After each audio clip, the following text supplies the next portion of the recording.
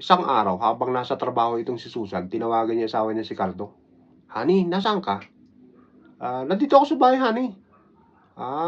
Ay kung ganun paandarin mo nga yung blender natin kung nandiyan ka sa bahay." Pinindot naman ni Carlo ngayon. "O ayan, honey, naniniwala ka na ba? Nandito ako sa bahay." Okay, sige, okay na." After 1 hour, tinawagan uli ni Susan si Carlo. "Honey, nasaan ka?" "Nandito nga ako sa bahay, ang kulit mo naman." Kung nandiyan ka sa bahay, paandarin mo nga yung blender." Pinindot uli ni Carlo ngayon. "O ayan, naniniwala ka na ba?" Okay, sige, okay na, naniniwala na ako."